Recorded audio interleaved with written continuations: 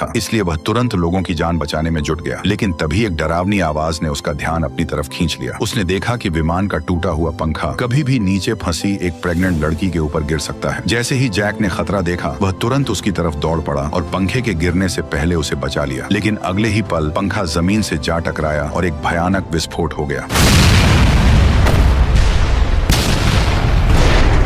अपनी चोट की परवाह किए बिना जैक तुरंत लोगों की जान बचाने में जुट गया। लेकिन कुछ देर पहले हुए भयानक धमाके ने ज्यादातर घायलों को लाशों में बदल दिया था। कुछ देर बाद जैक अकेले जंगल के अंदर चला गया और अपने जख्म खुद सिलने की कोशिश करने लगा। लेकिन चोट उसकी बाजू के ऐसे हिस्से में थी जहां तक उसका हाथ पहुंच ही नहीं पा रहा था। तभी वहां एक लड़की आई और जैक के मदद मांगते ही वह उसके टांके लगाने के लिए तैयार हो गई। लेकिन वो यह देखकर हैरान थी कि बिना बेहोश किए भी जैक को टांके लगने पर बिल्कुल दर्द महसूस नहीं हो रहा था। यहीं से दोनों की जान पहचान हो गई। रात होते ही जैक ने टूटे विमान का पिछला हिस्सा देखकर अंदाजा लगाया कि कॉकपिट शायद अभी भी सही सलामत है और अगर उन्हें वहां से सिग्नल ट्रांसमीटर मिल गया तो वे रेस्क्यू टीम से संपर्क कर सकते हैं। ये बात सुनते ही लड़की, जिसका नाम कैट था, उसे अचानक कुछ याद आया। उसने बताया कि दिन में उसने घाटी की तरफ धुआं उठते देखा था, जो शायद कॉकपिट के गिरने की जगह होगी। इसलिए उसने तुरंत जैक के साथ वहां चलने को कहा। यह सुनकर जैक को उम्मीद की एक किरण नजर आने लगी। लेकिन तभी अचानक दूर जंगल से अचानक एक खतरनाक दहाड़ सुनाई दी।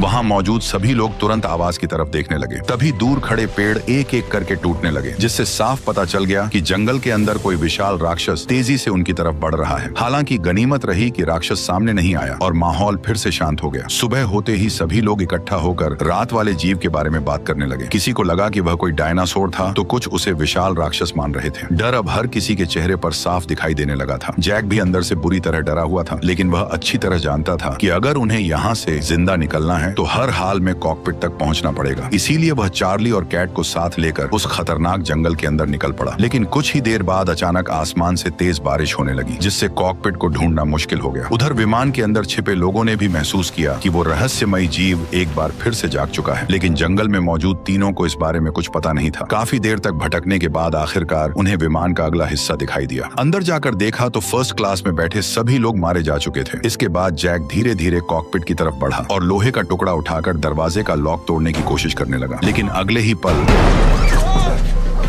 दरअसल जो कॉकपिट से बाहर निकला था वो सिर्फ एक लाश थी। कुछ देर बाद जब माहौल थोड़ा शांत हुआ तब जैक कॉकपिट के अंदर घुस गया और सिग्नल डिवाइस ढूंढने लगा। लेकिन तभी अचानक पायलट जाग गया। गौर से देखने पर जैक को समझ आया कि पायलट अभी भी जिंदा है। अच्छी बात यह थी कि उसे सिर्फ सिर में चोट लगी थी। तभी पायलट ने विमान हादसे की असली वजह बताई। उसने कहा कि जब उनका विमान इस रहस्यमयी समुद्री इलाके में पहुंचा था तभी सारे सिग्नल अचानक गायब हो गए थे। खतरे को समझते हुए वह तुरंत विमान वापस मोड़ना चाहता था, लेकिन तभी एक रहस्यमयी हवा ने पूरे विमान को अपनी चपेट में ले लिया। कुछ ही सेकंड में विमान हवा में ही टूटकर बिखरने लगा और उसके बाद वह बेहोश हो गया। पायलट के अंदाजे के मुताबिक वे लोग फिलहाल जमीन से हजारों किलोमीटर दूर किसी अनजान जगह पर फंसे हुए थे। तभी अचानक पायलट को याद आया कि विमान में एक बैकअप वायरलेस सिस्टम भी मौजूद है। लेकिन ढूंढने पर उन्हें पता चला कि सिग्नल डिवाइस पहले ही खराब हो चुका है। ये सुनते ही जैक और कैट की जिंदा बच निकलने की आखिरी उम्मीद भी धीरे धीरे टूटने लगी। अब उनके पास कैंप वापस लौटने के अलावा कोई रास्ता नहीं बचा था। लेकिन तभी बाहर से अचानक एक अजीब डरावनी आवाज सुनाई दी और पूरा विमान जोर जोर से हिलने लगा, जिससे वहां मौजूद सभी लोग डर गए और तुरंत खिड़कियों की तरफ देखने लगे। तभी विमान के बाहर एक विशाल परछाई गुजरती दिखाई दी। उसके कदमों की आवाज से पूरा जहाज कांपने लगा। पायलट बाहर देखने के लिए जैसे ही शीशे के पास पहुंचा, उसी पल कोई खतरनाक चीज उसे पकड़कर बाहर घसीट ले गई। ये देखकर कैट जोर से चीख पड़ी। जैक उसकी मदद कर पाता उससे पहले ही उस रहस्यमयी जीव ने पायलट को खून से लथपथ कर दिया। पायलट की मौत के बाद माहौल और भी डरावना हो गया। लेकिन इससे पहले कि वे कुछ समझ पाते, विमान एक बार फिर जोर जोर से हिलने लगा और अचानक वो पेड़ से टूटकर नीचे गिर पड़ा, जिससे तीनों इधर उधर जा गिरे। जैक ने बिना समय गवाए तुरंत सिग्नल डिवाइस उठाई और जंगल की तरफ भागने लगा। पीछे से आती दहाड़ें उनके डर को और ज्यादा बढ़ा रही थी। हालांकि अच्छी बात यह रही कि वह रहस्यमयी जीव उनके पीछे नहीं आया, जिससे तीनों ने राहत की सांस ली और वापस कैंप की तरफ लौटने लगे। लेकिन कैंप पहुंचते ही उन्होंने देखा कि वहां दो लोग आपस में लड़ रहे थे। जैक और माइकल तुरंत बीच में पहुंचे और दोनों को अलग करने लगे। पूछताछ करने पर पता चला कि जेम्स को शक था कि पूरे विमान हादसे के पीछे कर्ली का हाथ है, क्योंकि जिस हिस्से में कर्ली बैठा था वहां मौजूद बाकी सभी लोग मर चुके थे और सिर्फ वही जिंदा बचा था। ये सुनते ही कर्ली गुस्से से भड़क उठा और माहौल फिर से लड़ाई जैसा हो गया। लेकिन तभी केट जोर से चिल्लाई और दोनों को किसी तरह शांत कराया। इसके बाद उसने सबको बताया कि उन्हें सिग्नल डिवाइस मिल चुका है, लेकिन वह पूरी तरह खराब हालत में है। अगर उन्हें यहाँ से मदद बुलानी है तो पहले उस डिवाइस को ठीक करना बेहद जरूरी है। ये सुनते ही वहाँ मौजूद सभी लोग एक दूसरे का चेहरा देखने लगे, क्योंकि किसी को भी ऐसी मशीन ठीक करनी नहीं आती थी। आखिर में कर्ली आगे आया और बोला कि वह इसे ठीक कर सकता है, लेकिन उम्मीद के मुताबिक जेम्स फिर से उस पर भड़क उठा। ये देखकर जैक अब और सहन नहीं कर सका और उसने गुस्से में जेम्स को चुप रहने की चेतावनी दे दी। क्योंकि जैक वाकई गुस्से में था, इसलिए जेम्स बिना कुछ बोले शांत हो गया। इसके बाद हंगामा खत्म हुआ और एक अच्छी खबर सामने आई। दरअसल कर्ली पहले सेना में कम्युनिकेशन ऑफिसर रह चुका था और यह सिग्नल डिवाइस भी मिलिट्री विमान की थी, इसलिए उसे ठीक करना उसके लिए ज्यादा मुश्किल नहीं था। वह तुरंत काम में जुट गया और कुछ ही देर बाद उसने सिग्नल डिवाइस को दोबारा चालू कर दिया। लेकिन परेशानी यह थी कि बैटरी बहुत कम बची थी। अगर उन्हें मदद के लिए सिग्नल भेजना था तो डिवाइस को किसी ऊंची जगह पर ले जाना जरूरी था। लेकिन जब केट ने पूछा कि आखिर कितनी ऊंचाई चाहिए, तब कर्ली ने जंगल के बीच मौजूद एक विशाल चट्टान की तरफ इशारा किया। ये देखकर केट का चेहरा उतर गया, क्योंकि वो अभी अभी मौत के मुंह से बचकर निकली थी और अब वो फिर से जान जोखिम में डालना नहीं चाहती थी। लेकिन उनके पास दूसरा कोई रास्ता नहीं था, इसलिए कैट बिना जैक को बताए बाकी 4 लोगों के साथ उस खतरनाक जंगल के अंदर निकल पड़ी। लेकिन रास्ते में अचानक जेम्स भी उनके पीछे आ गया। उसने जानबूझकर कैट को धक्का मारा और अकेले आगे निकल गया। उसकी घटिया हरकतें देखकर अब केट भी उससे चिढ़ने लगी थी, लेकिन उसे जरा भी अंदाजा नहीं था कि आगे चलकर यही इंसान उनकी जान बचाने वाला था। काफी मुश्किल पहाड़ी रास्ता पार करने के बाद वे लोग घने जंगल तक पहुंच गए, जहां जेम्स अब भी लगातार कर्ली को प्लेन क्रैश के लिए ताने मार रहा था। उसकी बातें सुन सुनकर आखिरकार कर्ली का गुस्सा फूट पड़ा। वह पलटकर जवाब देने ही वाला था कि तभी पीछे से अचानक कोई अजीब सी आवाज सुनाई दी। आवाज इतनी डरावनी थी कि सभी लोग तुरंत घबराकर सामने की झाड़ियों की तरफ देखने लगे।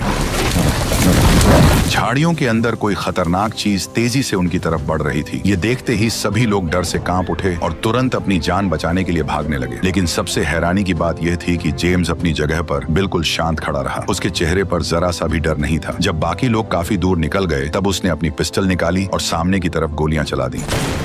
लेकिन वह जीव भी किसी मॉन्स्टर से कम नहीं था। इतनी गोलियां लगने के बाद भी उस पर कोई असर नहीं हुआ। तभी किस्मत से जेम्स की एक गोली सीधे उस चीज के कमजोर हिस्से पर जा लगी।